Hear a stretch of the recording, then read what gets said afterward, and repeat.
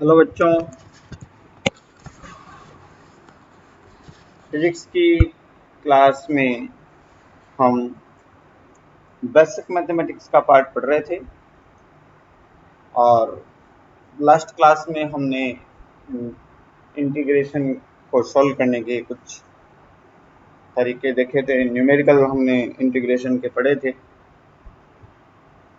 उसका एक दो क्वेश्चन हमने किया था। उसके बाद बच्चों हमने मैक्सिमा मिनिमा का पार्ट पढ़ा था कि फंक्शन कब मैक्सिमम होता है, फंक्शन कब मिनिमम होता है, उसको कैसे फाइंड आउट किया जाता है वगैरह वगैरह। ये सब चीजें आप याद रखिए, जगह जगह कैलकुलेशन में ये सब चीजें काम आएंगी। अब हम चलते हैं, आज बेसिक मैथमेटिक्स की संभवतः प्रोबेबली हम लास्ट क्लास करेंगे। इसमें कुछ छोटे छोटे पार्ट हमसे बचे हुए हैं, वो हम यहाँ पढ़ते हैं।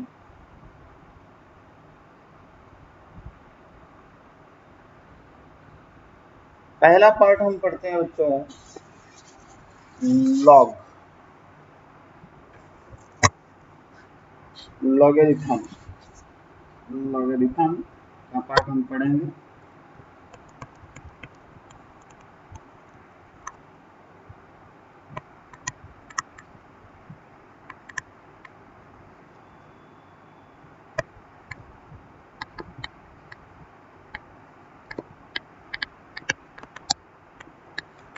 लॉगरिथम या लघुगुणक। देखिए बच्चों, बेसिकली लॉग जो है वो लॉग टेबल डिजाइन की गई थी कैलकुलेशन को इजी वे में परफॉर्म करने के लिए।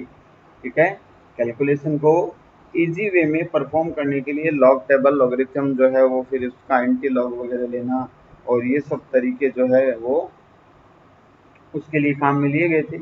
लेकिन हम यहाँ पर सिर्फ लॉगरिथम के कुछ पार्ट पढ़ेंगे। ठीक है, हम यहाँ पर ये नहीं पढ़ेंगे कि उसका एंटी लॉग कैसे लिया जाता है, क्योंकि आजकल जो है वो अपने कैलकुलेशन में एंटी लॉग वगैरह की कैलकुलेशन अपने काम नहीं आती। तो हम सिर्फ इसके कुछ फॉर्मूले पढ़ेंगे ताकि कैलकुलेशन हमारी इजी हो जाए। देखिए,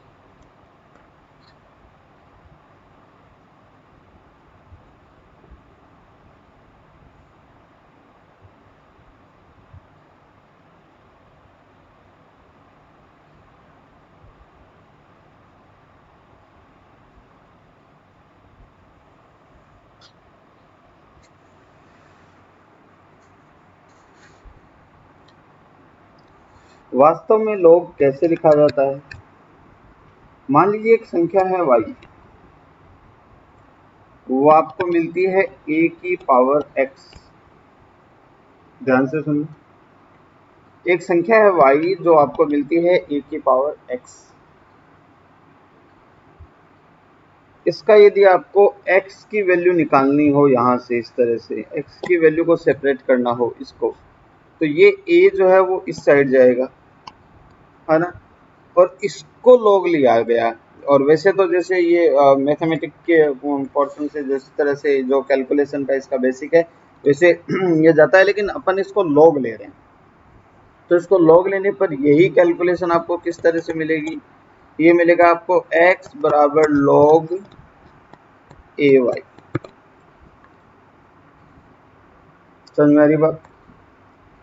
इस तरह से ये लिखने का तरीका है ना। आपको खैर यदि ये ना समझ में आ रहा हो तो भी आपको लॉग की ज़्यादा डिटेल में जाने की जरूरत नहीं है ना। आपको इसके बारे में विशेष मतलब इसका फॉर्मूला याद रखना है और कुछ वैल्यूज जो मैं आपको बताऊंगा वो याद रखनी है। बाकी इसमें ज़्यादा यदि आपको नहीं समझ में आ रहा तो ज़्यादा लंबा थोड़ा डिटेल में नहीं जाने की जरूरत है। हालांकि लोग आपने पढ़े हुए हैं, छोटी क्लासों में पहले लोग थे। अब आई डोंट नो कि 9वीं 10वीं के सिलेबस में लोग शामिल है कि नहीं है। तो हमने क्या लिखा, एक संख्या थी y बराबर ax, उसमें से y के रूप में लिखा हुआ है। अब यदि मैं इसको x के रूप में लिखूं तो यही समीकरण मुझे इस तरह से मिलेगा, x बराबर इसका मैंने log ले लिया, log a y। अब यहाँ पे a की पावर y नहीं है, ये a जो है वो log का आधार है। क्या है ये? log का आधार है, बेस है। कैसे बना, कहानी यह है कि लॉग टेबल किसी न किसी आधार को मानकर बनाई जाती है। फिलहाल जो हमने लिख रखा है उसमें जो आधार है वो ए है।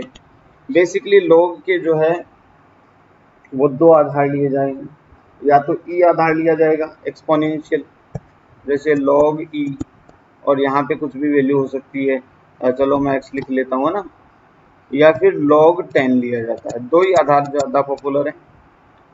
हालांकि आधार हम कोई भी लिख सकते हैं, आधार चेंज भी हो जाएंगे, वो सब भी मैं आपको बताऊंगा, उसमें कोई दिक्कत नहीं। लेकिन बेसिकली अपने ये दो ही काम किए है ना, इन दो को ही अपने को, यानी एक तो log की टेबल ई आधार, ई एक्सपोनेंशियल कांस्टेंट है, मैंने आपको बताया था इसकी वैल्यू शायद 2.7 के आसपास होती है। अब देखिए बच्चों,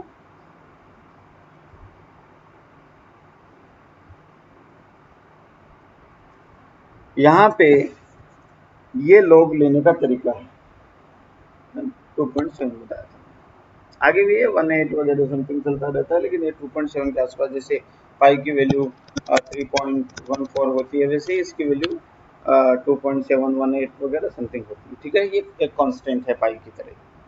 तो या तो इस आधार पर बनाई गई है लॉग टेबल, या फिर किसके आधार पर बनाई गई है, जिसके आधार पर बनाई गई है। तो चलिए लॉग का हम पहली कहानी लिखते हैं।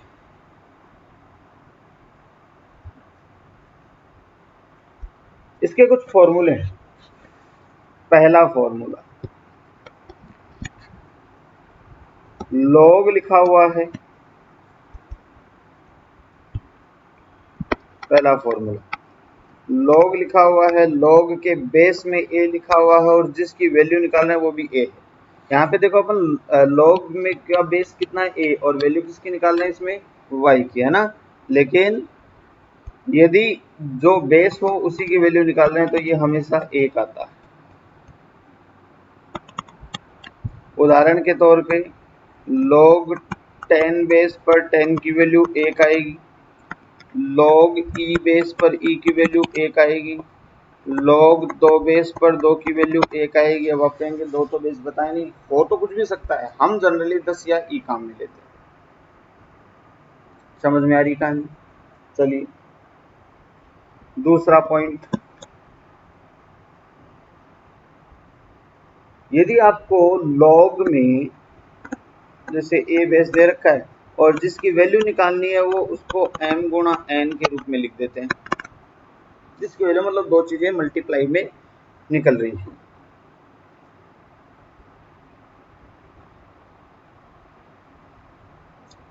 तो ये फॉर्मूला कुछ यूं बन जाएगा, आप इसको दोनों को अलग अलग कर सकते हो, log a base m plus log a base n।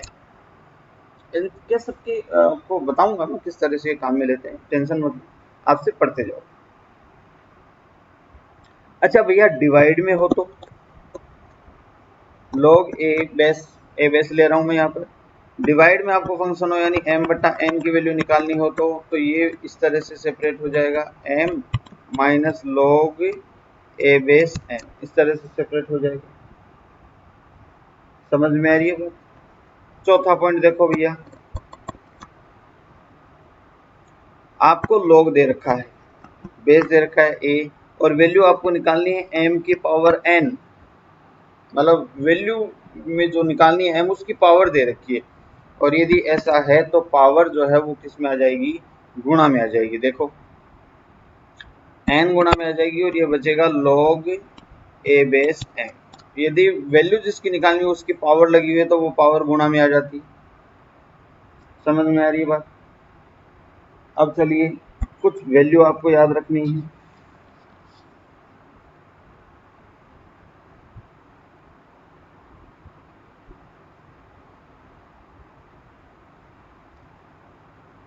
एक आपको ये याद रखना है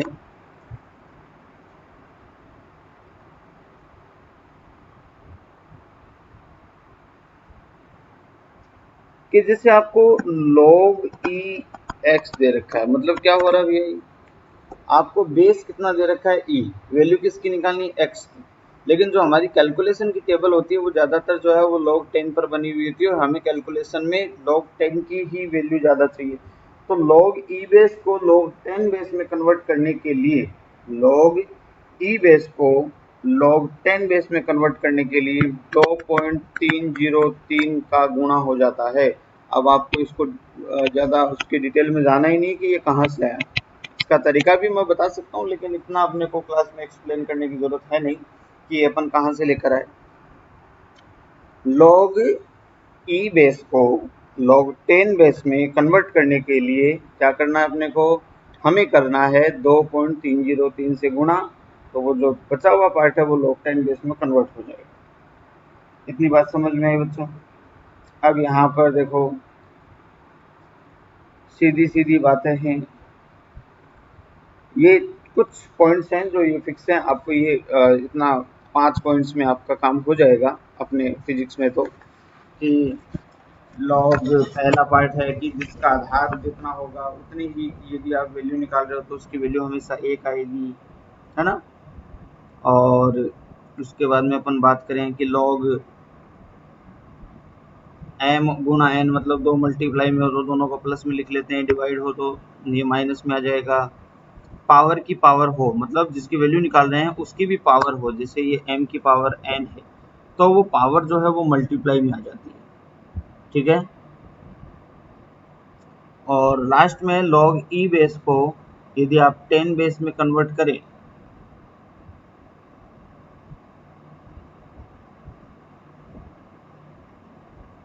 तो आपको 2.303 से मल्टीप्लाई करना होगा।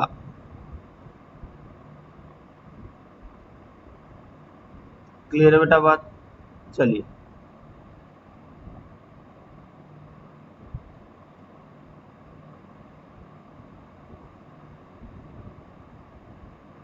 अब हम इसका कुछ, अच्छा एक चीज आपको याद रखनी है, log 2 जो है ना, log 2 10 बेस 2, छठा पॉइंट यहाँ लिख देता हूँ, log 10 बेस 2 की वैल्यू होती है 0.30, कहाँ क्या हो गया ये 0.3010, ये वैल्यू आपको याद रखनी है।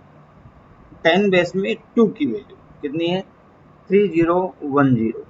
समझ में आई बात? कोई दिक्कत? चलिए अच्छा एक चीज और देखो, यहाँ पे आप मैं इसके कुछ क्वेश्चन उठा लेता हूँ।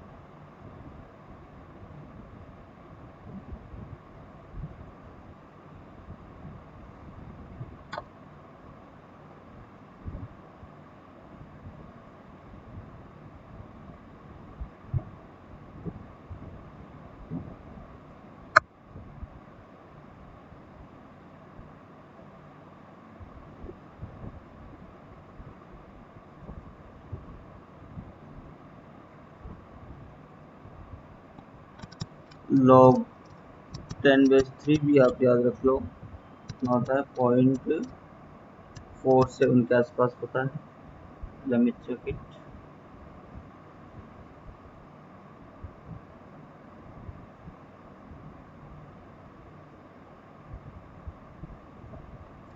फोर सेवन सेवन है ना।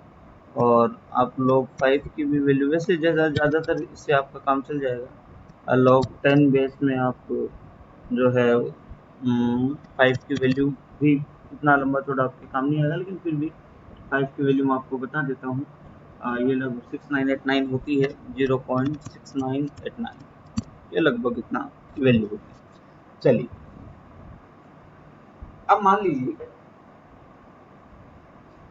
इसको सोल्व करना है ना। तो पहले तो चलो अपन देखते हैं कि जैसे पहला क्वेश्चन अपन उठा लेते हैं, सबसे बेसिक क्वेश्चन उठाएंगे अपन, कोई दिक्कत नहीं। आपको log 10 बेस 100 की वैल्यू निकालनी है।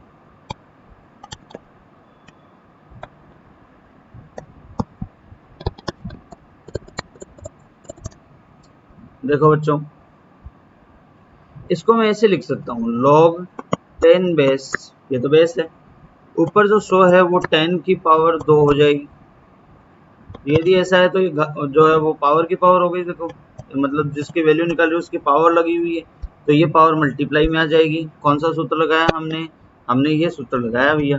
कौन सा है सूत्र? यहाँ लिख देता हूँ। चलो मैं सूत्र क्या किया हमने, log a बेस m की पावर n, क्या करते हैं इसमें n मल्टीप्लाई में log a m।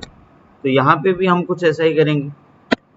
तो हमने क्या किया कि इसमें जो है वो 2 तो आ गया और log 10 बेस 10, अब 10 बेस 10 की वैल्यू तो होती है 1, दोनों फॉर्मूले सीख लिए हमने। तो log इसकी वैल्यू कितनी आएगी, 2 आएगी। 10 बेस 100 की वैल्यू कितनी आएगी, 2 आएगी। समझ मेरी बात, ठीक है।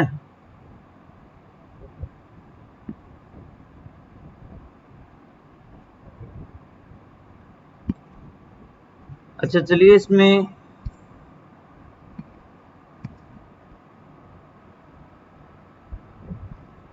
दूसरा क्वेश्चन अपन उठाते हैं।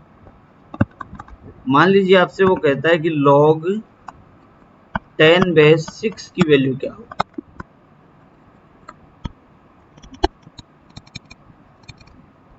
अब देखो इसमें, इसको मैं ऐसे लिख सकता हूँ, log 10 बेस 6 को मैंने पहले स्टेप में लिख लिया log 10 बेस 2 गुणा 3। फॉर्मूला कौन सा लगेगा जवानों, बोलिए जरा, साथ साथ प्रैक्टिस कीजिए इसकी। 10 base sorry a base m गुणा n, इसको आप लिख सकते हो log a base m plus log a base n। ऐसा कर सकते हैं ना अपन। यदि हम ऐसा कर सकते हैं तो ये क्या बनेगा, log, इसको अपन लिख देंगे log 10 base 2 plus log 10 base 3। अब log 10 बेस 2 और log 10 बेस 3 की वैल्यू आपको पता है 0.3010, 0.4771। तो ये दोनों आप जोड़ देंगे तो आपकी log 6 की वैल्यू निकल जाएगी। समझ मेरी बात। अच्छा इसी तरीके से एक एग्जांपल और छोटा सा उठाते हैं। यदि आपको कोई कहे कि log 10 बेस 5 की वैल्यू ज्ञात करो, तो 5 की वैल्यू तो आपको पता है ना। तो आप वैसे उसकी वैल्यू को निकाल सकते हैं, पर मान लीजिए आपको 5 की वैल्यू पता ही नहीं, तो आप ऐसे कर सकते हैं, log 10 बेस 5 की वैल्यू यदि नहीं पता तो आप इसको 10/2 लिख सकते हो। तो ये m/n वाला फॉर्मूला लग जाएगा। कौन से वाला, चलो मैं रिपीट करता हूँ, log a base m/n, we can write it like log a base m minus log a base n। Clear. तो यदि ऐसा है तो हमने इसको ट्रांसफॉर्म कर दिया इस तरीके से, log 10 base 10 minus log 10 base 2। What is the log 10 base 10, 1, और ये कितना है 3010। तो जो भी इसकी वैल्यू आएगी वो यहाँ से आ जाएगी। समझ में आएगी। तो ये जैसे log 5 की वैल्यू आपको ना पता हो तो भी इस तरीके से आप सॉल्व कर सकते हैं। तो ये बेसिक सूत्र हैं, ये थोड़े बहुत आपके काम आते रहते हैं। आप इनको जो है वो याद रख लेंगे तो अपना काम हो जाएगा। ठीक है। अब चलिए बेसिक मैथमेटिक्स के आज के पार्ट में एक तो लोग आपको ये बेटा ये याद रखना है, और एक जो है वो अपन कर लेते हैं अपना पार्ट है एक। चलो बाइनोमियल थ्योरम को थोड़ा सा अपन डिस्कस कर लेते हैं ना, हालांकि उसको अपन ने थोड़ा सा डिस्कस किया था लेकिन फिर अपन कर लेते हैं बाइनोमियल थ्योरम को। बेसिक सा पार्ट है।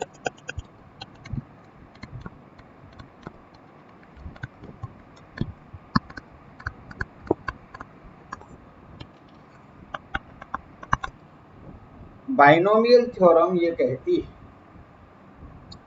कि आपको जैसे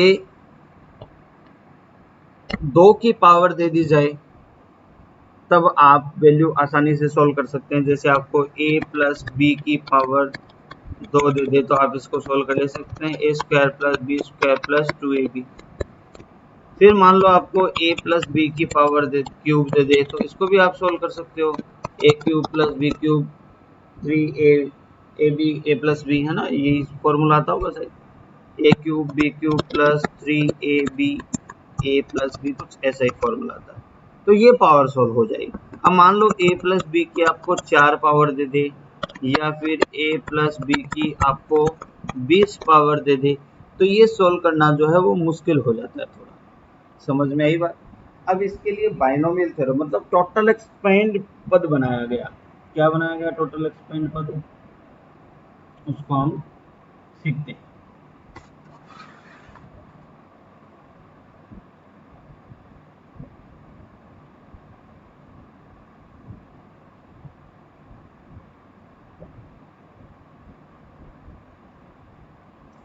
मैं आपको इसमें जो अपन ने काम में लिए वही पद बता रहा हूँ।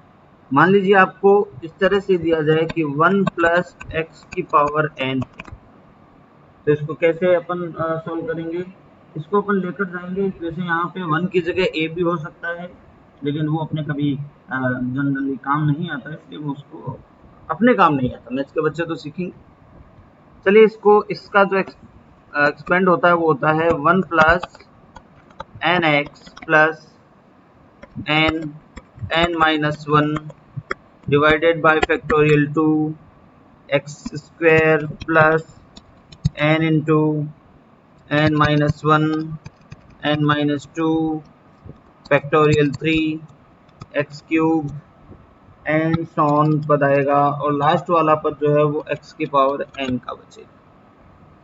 बढ़ते जा रहे हैं ना, देखो यहाँ x की पावर 0 है, यहाँ x की पावर 1 है, यहाँ x की पावर 2 है, यहाँ x की पावर 3 है। तो इस तरह से लास्ट के पद में जो है वो n पदों तक ही एक्सपेंड होगा और लास्ट का पद x की पावर n का आएगा। इस तरीके से जितनी भी पावर उसको अपन एक्सपेंड करते जाएंगे। लेकिन दिक्कत ये है, जो हमने काम में लिया था अभी आपको याद रखना है, कल को बाई चांस ये पूरा भी काम में ले सकता है। अब पहली बात आती है कि फैक्टोरियल क्या है, तो मैं फैक्टोरियल का आपको थोड़ा सा इंट्रोडक्शन साइड में दे देता हूँ। यहाँ अपन फैक्टोरियल को ले आते हैं। देखो फैक्टोरियल n का मतलब होता है, n से शुरू करो, n माइनस 1 n माइनस 2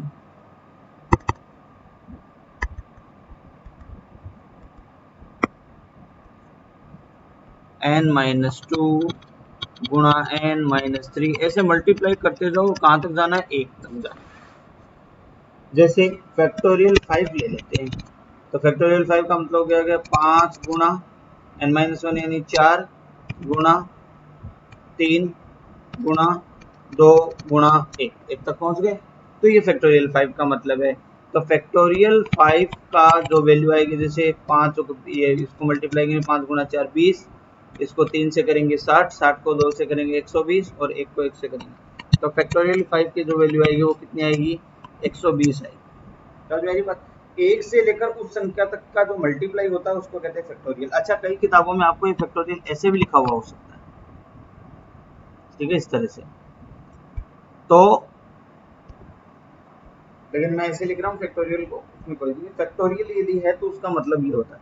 अच्छा, कई बार क्या होता है कि आपको फैक्टोरियल में से कुछ कॉमन लेना पड़ता है। जैसे मान लो कि आपको फैक्टोरियल n दिया हुआ है और आप इसमें से n बाहर निकाले, फैक्टोरियल के अंदर से n बाहर निकाल लिया आपने, अंदर क्या बचा फैक्टोरियल के? अब n माइनस 1 बचा। कैसे? एग्जाम्पल देखो, मान लो फैक्टोरियल 5 है, इसमें से आपने 5 कॉमन ले लिया, तो 5 कॉमन ले लिया तो इतना पार्ट बचा, देखो 5 साइड में ले लिया तो ये इतना पार्ट बचा, इतना ही बचेगा ना अंदर, तो इतना पार्ट को फैक्टोरियल 4 कहते हैं अपन, तो ये फैक्टोरियल 4 अंदर बचेगा। तो यदि n कॉमन ले लें तो अंदर जो है वो n माइनस 1 फैक्टोरियल बन जाएगा। तो ये फैक्टोरियल का मतलब है जो यहाँ काम में लिया जा रहा है। समझ में आई बात? अच्छा, अब देखो, जो हमारा बेसिक था वो ये था कि मान लीजिए यदि x का मान अत्यल्प हो, तो x का मान अत्यल्प हो तो एक्स स्क्वायर टेंस टू 0 होगा। भाई x छोटा सा है तो उसका स्क्वायर तो और भी ज्यादा छोटा होता जाएगा। यदि ऐसा है तो ये दूसरा पद जो है वो बहुत कम मिलेगा, तीसरा पद जो है वो बहुत कम मिलेगा आपको, ये चौथा पद भी बहुत कम मिलेगा आपको, है ना? तो इस तरह से वैल्यू कम होती जाएगी, जो हमारी कैलकुलेशन में मेजर चेंज नहीं कर सकती, इसलिए हम इसको नगण्य मानकर छोड़ देते हैं। यदि x का मान अत्यल्प हो तो आप इसको 1 प्लस एक्स की पावर n को डायरेक्ट क्या लिख सकते हैं? 1 प्लस एन एक्स लिख सकते हैं। ये फैक्टोरियल का मतलब हुआ। समझ में आ रही है बच्चों बात? चलिए, अब इसमें अपन एक पार्ट और पढ़ेंगे, डिटर्मिनेंट। डिटर्मिनेंट का पार्ट अपन पढ़ते हैं तो जैसे मैं आपको बताऊं कि आज की क्लास में हम ये 3 पार्ट ही पढ़ने वाले हैं। एक तो बाइनोमियल थ्योरम, तो बाइनोमियल थ्योरम का आपको एक्सपेंड याद रखना है, ये बाइनोमियल थ्योरम का एक्सपेंड होता है और एक एजम्पशन के साथ ये हम इसको काम में लेते हैं। बाकी आपको इसमें कुछ ज़्यादा डिटेल में जाने की जरूरत नहीं। चलिए, अब हम बढ़ते हैं आगे। और डिटर्मिनेंट को सॉल्व करने की कोशिश करते हैं। डिटर्मिनेंट या सारणिक,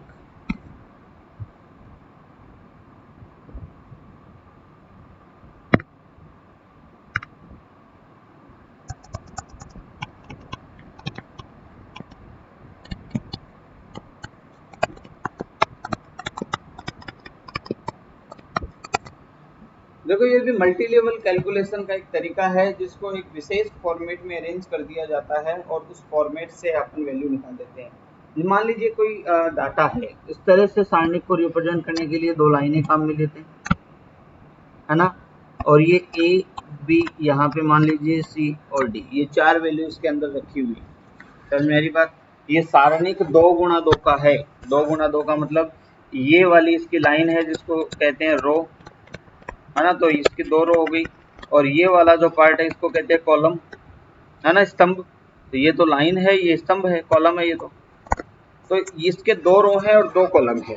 तो इसके जो ऑर्डर है वो कैसे लिखा जाता है? इसका ऑर्डर लिखा जाता है कि ये सारणिक जो है वो 2 गुणा 2 की सारणिक, ठीक है। इसमें आपको और लंबा चौड़ा ये 2 गुणा 2 की है, तो मैं आपको 2 गुणा 2 या 3 गुणा 3 के ही पार्ट सिखाऊंगा। इसके अलावा 3 गुणा 3 से ज़्यादा तो 12वीं तक के मैथ्स के सिलेबस में भी शामिल नहीं है।